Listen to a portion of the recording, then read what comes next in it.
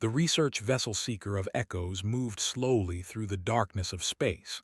Its crystalline hull caught the distant light of a yellow star that humans had once called Sol. Inside the ship, 12 scientists prepared their equipment for what they believed would be a simple archaeological survey. Lead researcher stood at the observation window, her transparent body glowing with soft blue light. There were beings made of living crystal, and they prided themselves on preserving history. They had come to document the remains of a dead species, a curiosity, a warning to others. 1,000 years ago, the species called humanity had existed in this system. They had been young and ambitious, barely reaching beyond their home planet when the Dominion noticed them. They were the oldest and most powerful species in the galaxy. They did not tolerate competition. They did not show mercy. The war, if it could be called that, lasted only 43 days. Human colonies burned across a dozen worlds. Their stations were torn apart. Their fleets were scattered like dust in the wind. And Earth itself, the blue and green world where humanity had been born, was cracked open by orbital bombardment. The oceans boiled away. The atmosphere burned. Nothing survived. They had declared humanity too dangerous to mature. They had killed every man, woman, and child they could find. Then they had moved on, satisfied that the threat was ended. Now, a millennium later, and her team had come to study what remained. "Entering lunar orbit," announced her pilot. "Sensors are detecting debris fields consistent with historical records, scattered metal fragments, radiation signatures from ancient weapons, the usual." Nodded slowly. She had seen many dead worlds in her career. This would be no different. Begin the survey, document everything. The Conquered Council wants a complete record. The Conquered of 7 species governed this region of the galaxy. They maintained peace between the surviving civilizations and kept records of those that had fallen. Humanity was just another entry in a very long list of extinct peoples. For 3 days, the team worked through the debris field that surrounded Earth's shattered moon. They broken ships and damaged satellites. They found the remains of habitation modules and research stations. Everything was exactly as the historical records described. Then on the 4th day, everything changed. Researcher, the voice of her junior scientist, was strange, uncertain. "I am detecting something unusual." "Move to a station. Explain." "There is a structure beneath the lunar surface. It appears to be a bunker of some kind. That matches our records, but—" hesitated. "I am detecting an energy signature. Something inside is still powered." That was impossible. Nothing could remain active after 1,000 years. They had been thorough. They always were. "Take us closer," ordered. "Prepare a landing team." The bunker entrance was hidden beneath a collapsed crater wall. It took the several hours to clear the debris and access the door. The metal was strange, stronger than anything in their records of human technology. When they finally cut through, they found a corridor leading deep into the moon's core. Led the way. Her crystalline body provided its own light, casting blue shadows on the ancient walls. The air inside was cold and still. Dust covered everything. But as they moved deeper, she noticed something strange. The walls were clean. Someone or something had maintained this place. The corridor opened into a vast chamber, stopped and stared. Thousands of pods lined the walls, stretching up into the darkness above. Each pod was made of the same strange metal as the door. Each pod glowed with soft internal light. And each pod, she realized with growing shock, contained something. "What is this?" whispered. Before could answer, the chamber came to life. Lights flickered on across the ceiling. A low hum filled the air as ancient machines awakened from their long sleep. Then a projection appeared in the center of the room. It was a human woman. She looked tired but determined. Her eyes held a fire that had never seen in any historical recording. The image flickered, stabilized, and then spoke. "If you are seeing this message, then we are already dead. They have done what they always do. They have tried to erase us from existence. The woman paused, and something like a smile crossed her face. They have failed. Found she could not move, could not look away. What you see around you are not bodies, they are seeds. We knew we could not win the war. We knew they would kill us all, so we made a different choice. We uploaded everything we are into these data crystals. Our minds, our memories, our dreams, our anger, everything that makes humanity what it is. The woman gestured at the pods surrounding her image. We have hidden facilities like this one across 100 worlds, places the never found, places where humanity can grow back. It will take time, maybe centuries, but we are patient. We have learned to be patient, and we never ever forget. The image flickered again. The woman leaned closer, and her eyes seemed to look directly at. If you are peaceful, then we hope to meet you as friends someday. We will share what we have learned. We will help build a better galaxy. But if you are the ones who killed us, the woman's smile faded into something cold and hard. Then we suggest you start running, because humanity is coming back, and we remember everything.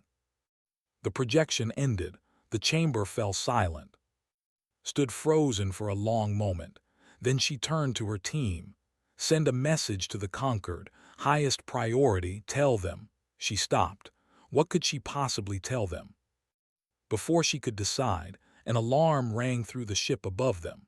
Her pilot's voice came through the communication device, high with fear. Researcher, something is entering the system. A vessel of unknown configuration. It is broadcasting on frequencies we have never seen before. The pilot paused. No, wait, we have seen them in the historical archives. These are human frequencies. Looked back at the pods surrounding her, at the thousands of seeds waiting to bloom. How big is the vessel? She asked quietly. It is not big, her pilot replied, but it is not alone. I am detecting more ships emerging from behind the gas giant, dozens of them, no, hundreds. His voice cracked. They are everywhere. In the cold silence of the lunar bunker, surrounded by the sleeping dreams of a dead species, felt something she had never felt before. It was a cold sensation that spread through her crystalline body like frost. The humans, she realized, had been planning this moment for a very long time. And now, after 1,000 years of silence, they had finally come home. The emergency session of the Conquered Council was chaos. Representatives of all 7 species shouted over each other in the great chamber on Axis Prime Station. Holographic displays showed the impossible fleet that had appeared in the Sol system. Hundreds of vessels, thousands, all broadcasting on frequencies that had been silent for a millennium. Lord of the Dominion stood calmly in his elevated seat, watching the panic with cold amusement. He was ancient even by standards, a massive creature covered in armored plates the color of dried blood. His people had ruled through fear for 10,000 years. They did not panic over ghost stories. This is a trick, he declared, his deep voice cutting through the noise. Some other species has found human technology and seeks to frighten us. The humans are extinct. I was there when we burned their world. Nothing survived. The ambassador, speaking for researchers' team, shook her crystalline head. The energy signatures match no known species. The ship designs are unlike anything in our records, and the message we found. She projected the recording for all to see. The human woman spoke again, her words echoing through the chamber. Lord watched without expression. When the message ended, he simply shrugged his massive shoulders. Recorded nonsense, the desperate fantasy of a dying race. Even if some humans survived, what could they possibly do? They were primitives, children playing with fire. At that moment, a new transmission came through. Every display in the chamber flickered and changed. A human face appeared, calm and patient. Greetings to the Conquered Council. My name is Commander Elias Vance of the vessel Prometheus Rising. On behalf of the restored human civilization, I request permission to address this assembly. The chamber fell absolutely silent. Commander Vance was not what anyone expected. He looked young, perhaps 30 years old by human standards. His eyes were a strange silver color that seemed to glow slightly. His voice was steady and clear, showing no fear despite speaking to the most powerful beings in the galaxy. "I know you have questions," he continued. "I will try to answer them." Lord leaned forward. "You claim to be human, prove it." Vance smiled slightly. "I was born on a colony world called New Beijing in the year 3198. I was 7 years old when the fleet arrived. I watched my family burn. I felt myself die." He paused. "I remember every moment of it. We all do." A murmur ran through the chamber. His eyes narrowed. "My consciousness was uploaded to a data crystal in the final hours before the colony fell," Vance explained. "Along with millions of others, we knew we could not win the war, so we planned for what would come after. We hid our seeds across the galaxy in places they never thought to look. Small moons, empty asteroids, dead worlds that no one wanted." And then the ambassador asked. "Then we waited. Our AI caretakers watched over us for centuries. When it was safe, they began the process of rebuilding. First the bodies grown from genetic templates in biological printers, then the minds downloaded back into flesh." Vance touched his chest. "I have lived 43 years in this body, but I carry memories that are more than 1,200 years old. I am Elias Vance. I am also everyone who died on New Beijing. We carry our dead with us always." The conquered representatives looked at each other in confusion and growing fear. This was beyond anything they had imagined. "How many of you are there?" someone asked. "Millions," Vance replied simply, "spread across dozens of hidden facilities. We have been building in secret for 300 years, growing, learning, improving." Lord rose from his seat. "This changes nothing. You are still the same violent, dangerous creatures you always were. The galaxy is better without humanity. If you have truly returned, the Dominion will simply finish what we started." Vance studied the Lord for a long moment. There was no anger in his silver eyes, only something like sadness. "We hoped you had changed," he said quietly. "In 1,000 years we hoped your people might have learned something, grown beyond your fear and hatred. We were wrong." "You dare to judge us," laughed a harsh sound like breaking stone. "You are ghosts, memories pretending to be alive. My fleet could destroy you in days." "Perhaps," Vance agreed, "but I doubt it." He made a small gesture, and suddenly every display in the chamber showed new information. Fleet positions, defense codes, communication frequencies, detailed schematics of military vessels. "We have been watching you for 3 centuries, Lord. We know your fleet deployments. We know your weapon capabilities.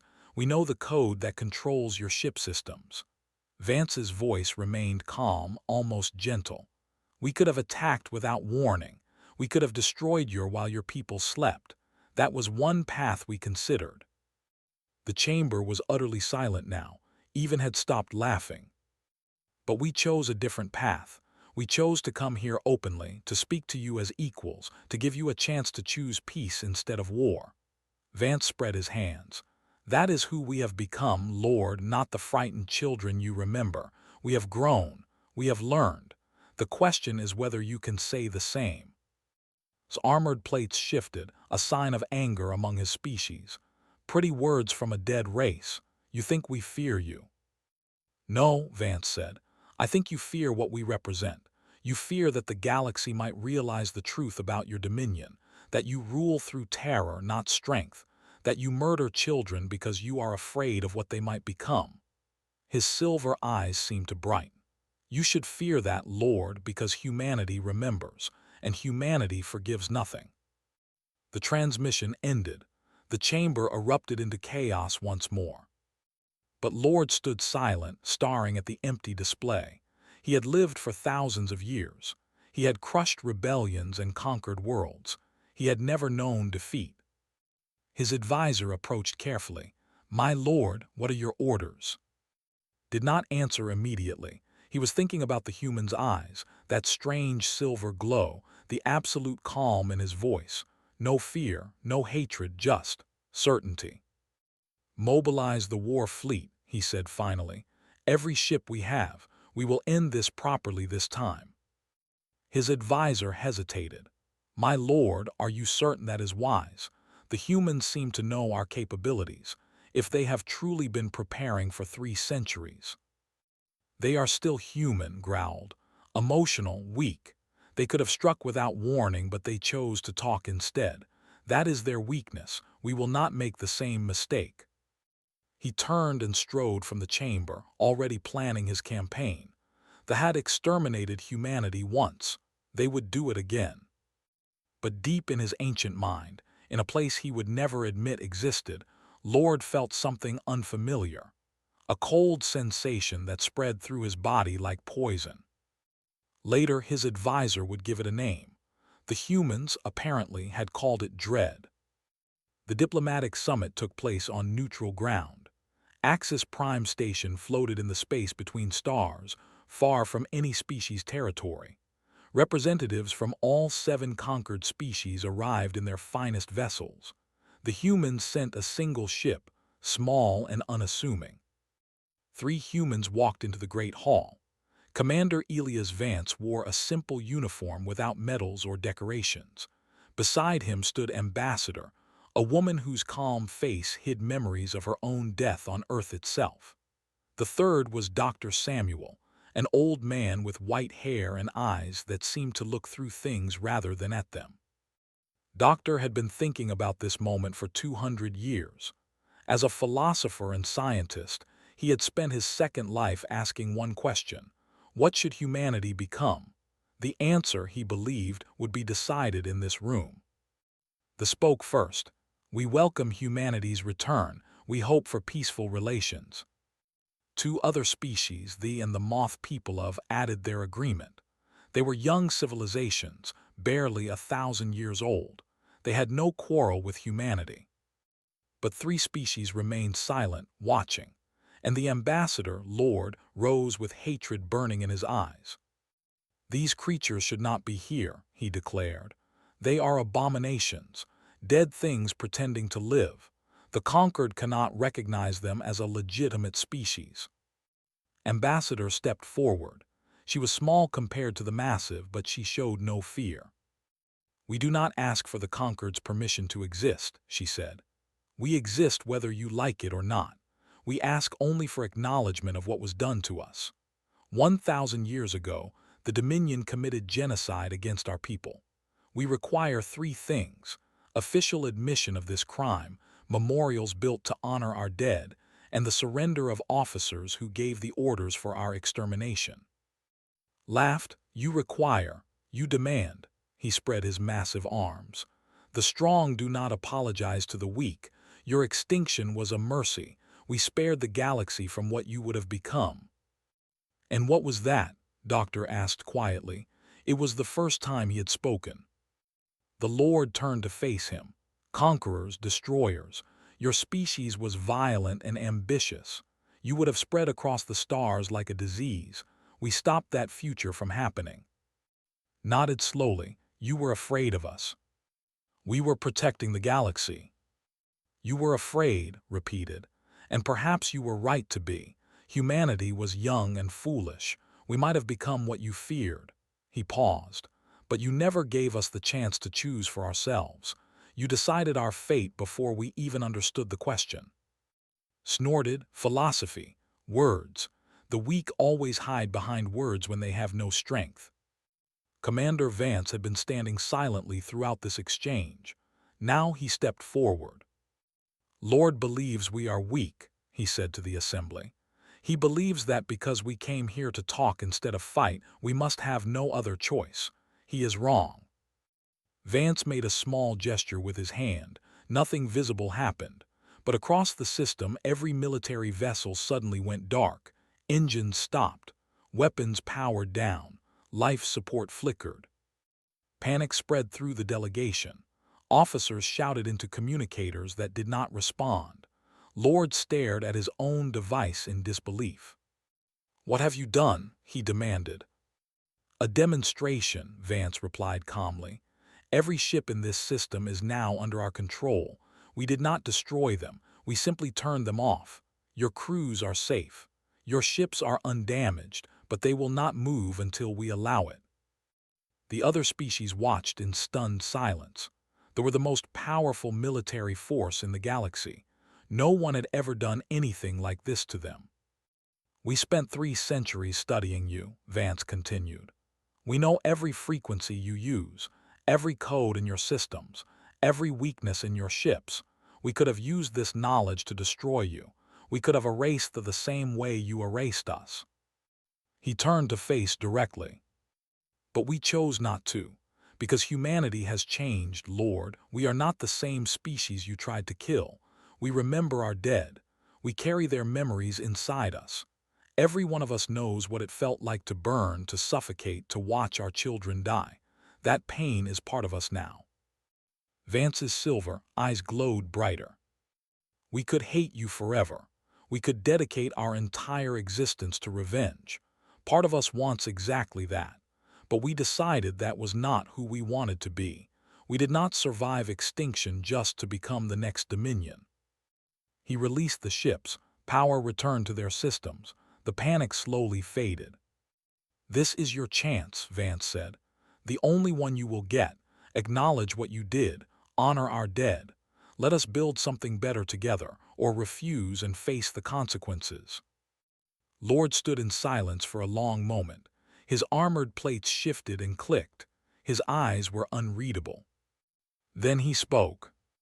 "You think this changes anything? You have shown us your tricks.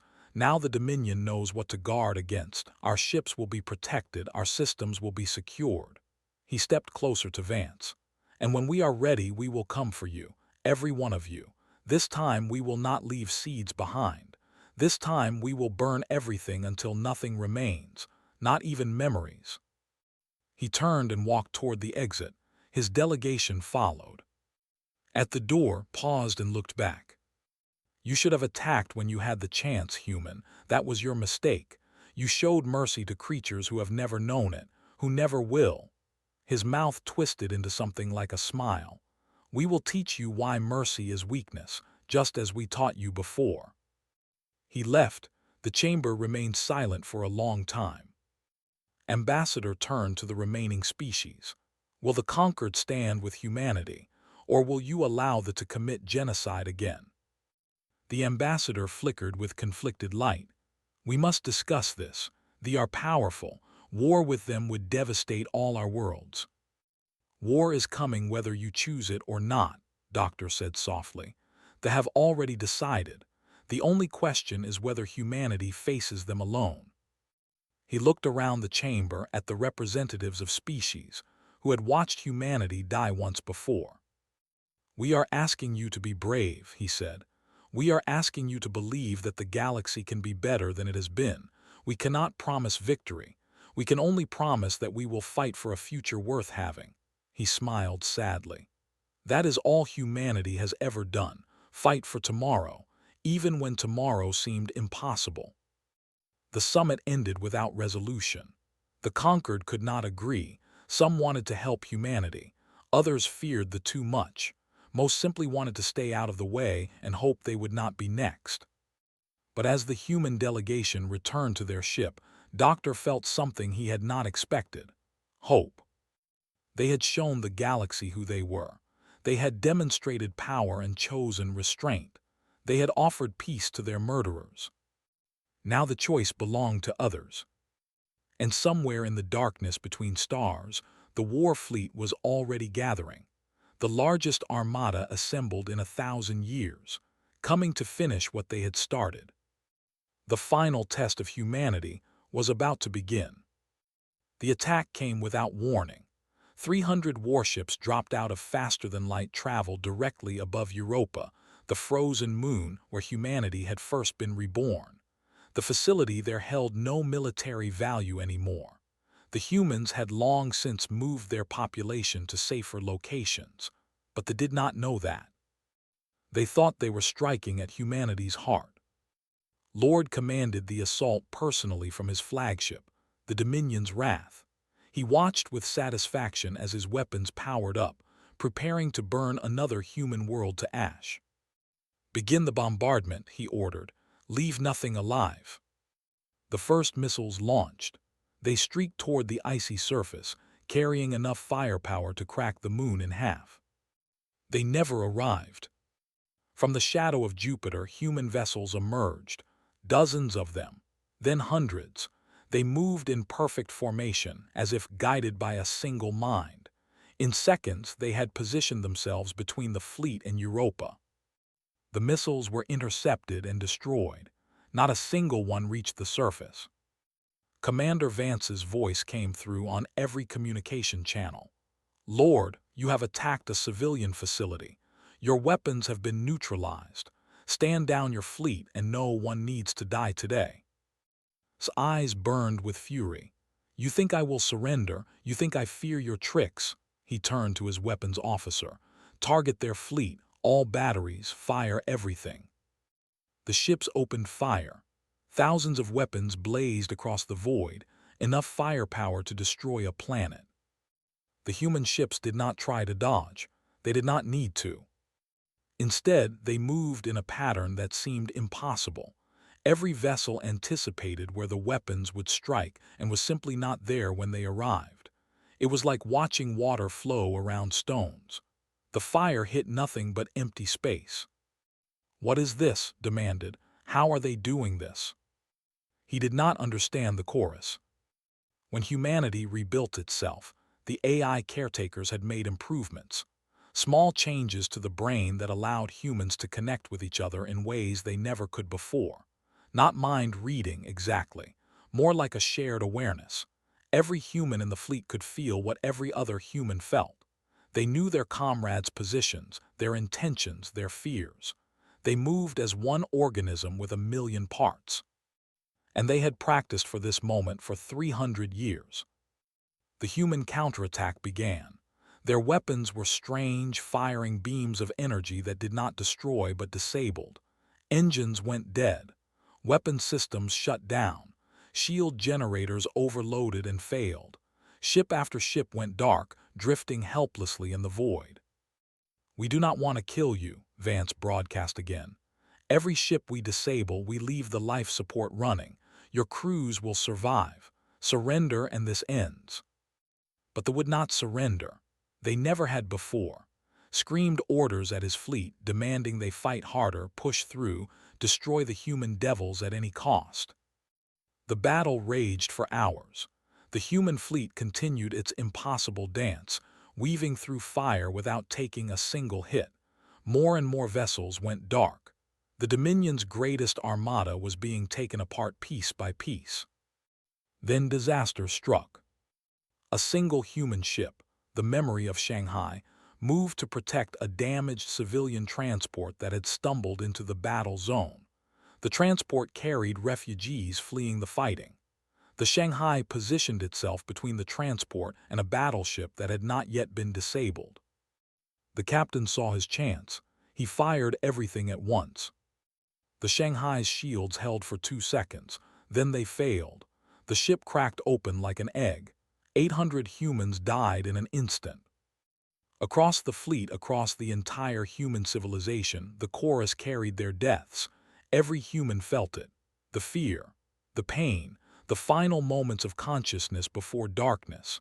800 voices crying out, then falling silent. Commander Vance staggered on his bridge. Tears ran down his face. Around him, his crew wept openly, overwhelmed by shared grief. For a long moment, the human fleet stopped moving. Lord laughed. "There you see, they are still weak, they feel too much, press the attack now." The remaining ships surged forward, sensing victory. But Vance raised his head. His silver eyes were brighter than ever before, burning with something that was not quite anger. The chorus hummed around him, the grief transforming into something else, something harder, something that had been forged in the fires of extinction and tempered by 1,000 years of waiting. "All ships," he said quietly, "continue the mission, disable, do not destroy, remember who we are." The human fleet moved again, faster now, more precise. The grief had not weakened them, it had unified them. They fought with the fury of a species that had lost everything and refused to lose anything more.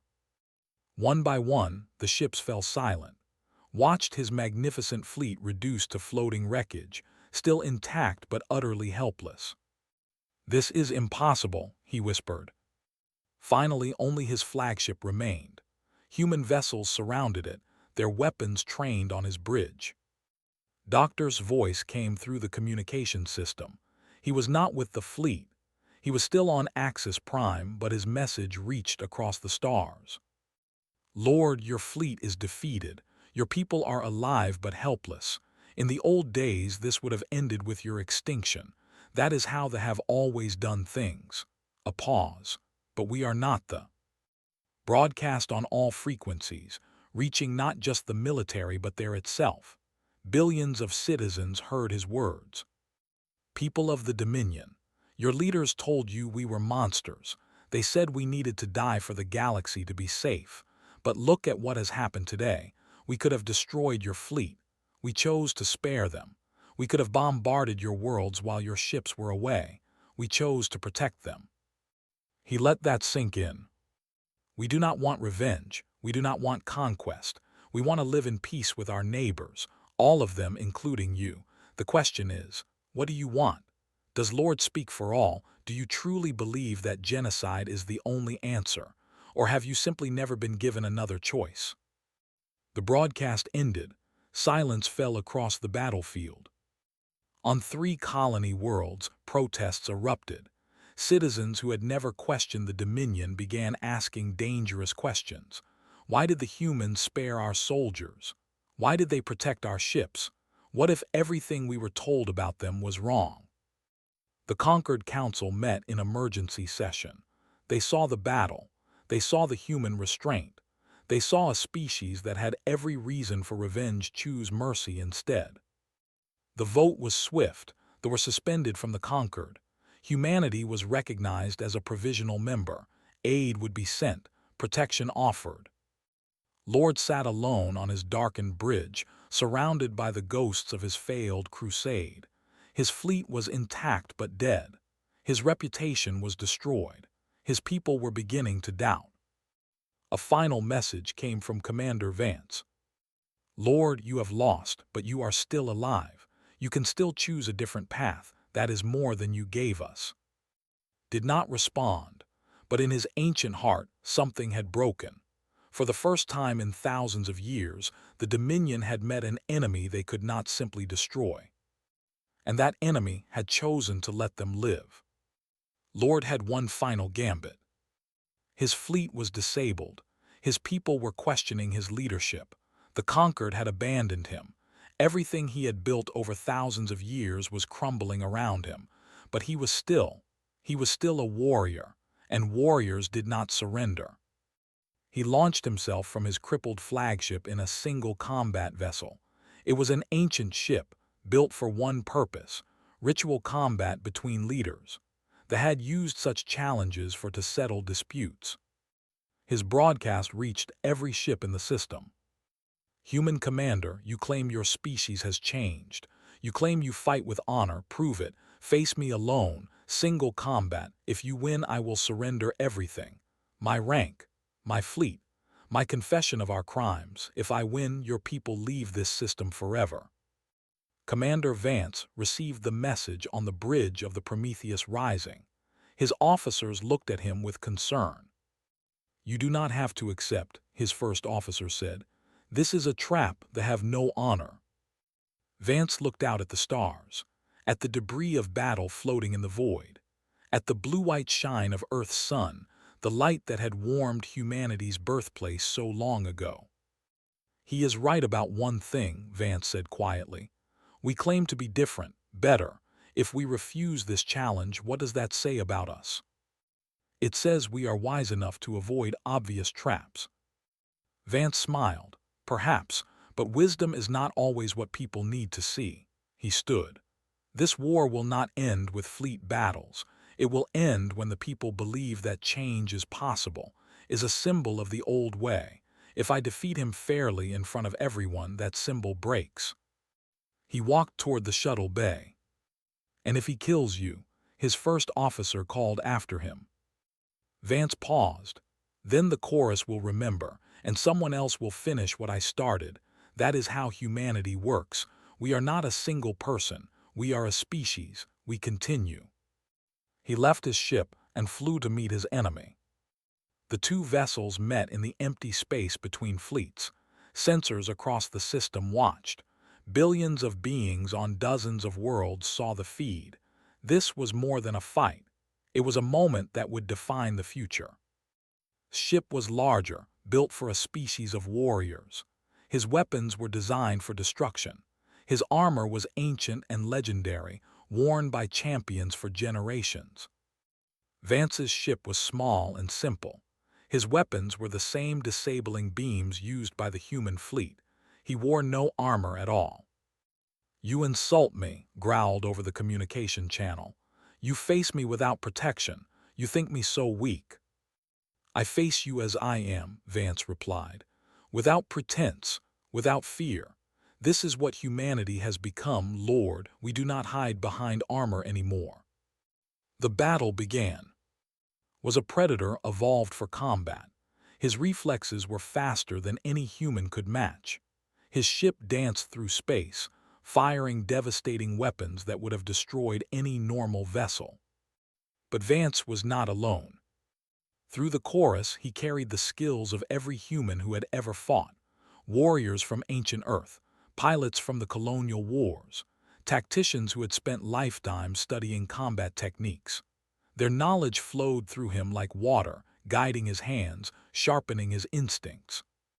More than that, he carried their memories. He remembered children burning in attacks. He remembered the final moments of millions of his people. He remembered the desperate hope of those who had uploaded their minds, believing against all evidence that humanity would somehow survive.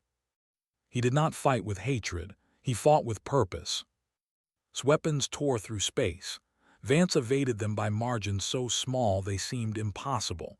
His own weapons struck back not to kill but to disable. One by one, systems failed. His shields, his engines, his backup power. The ancient warrior found himself drifting, helpless, his ship dark and cold around him. Vance brought his vessel alongside. He opened a direct channel. "Lord, you are defeated, but I am not going to kill you." He could see the Lord's face, rage and confusion and something like despair. "Why?" demanded. "I would not show you the same mercy. I would tear you apart with my own hands if I could reach you." "I know," Vance said. "That is exactly why I am letting you live." He broadcast his next words to every watching audience across the galaxy. "Lord, 1,000 years ago your people decided humanity was too dangerous to exist. You were afraid of what we might become. And here is the truth. You were right to be afraid. We have become something terrible. We are ghosts who remember everything. We have the power to hate you forever. We have the strength to erase them from existence, just as you tried to erase us." He paused. "But we have also become something else. We are a species that knows exactly what extinction feels like. We know the pain of watching everything we love burn, and we decided that no one else should ever feel that pain, not even our murderers, not even you." Said nothing. His ancient face was unreadable. "So here is your punishment, Lord. You get to live. You get to go home and face your own people. You get to spend the rest of your days knowing that humanity had every right to destroy you, every reason for revenge, and we chose mercy instead." Vance's silver eyes were calm. "You will carry that knowledge forever. They will carry it forever. And maybe, eventually, it will teach you something." He released ship. Power returned to its systems. The defeated Lord drifted away, silent and alone. The galaxy watched, and something shifted. The Dominion, built on fear and strength, had been beaten by enemies who refused to become what they fought against. In the weeks that followed, everything changed. Lord returned to face trials from his own people.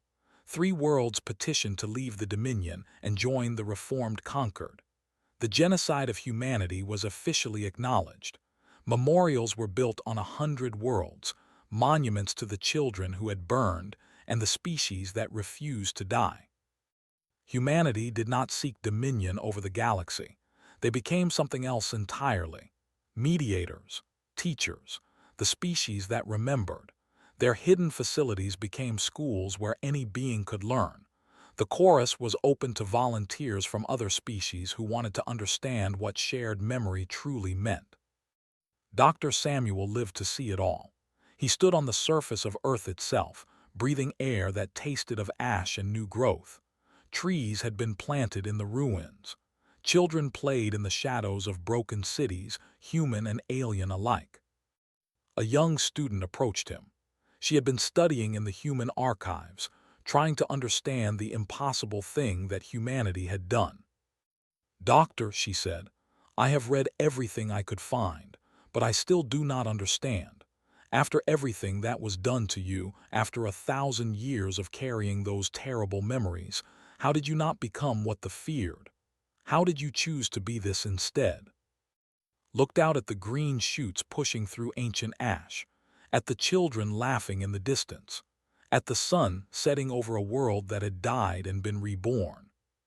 "Because we realized something during those 1,000 years in the dark," he said. "They were right. Humanity was dangerous. We had the capacity for terrible destruction. We still do." He smiled, old and tired and completely at peace.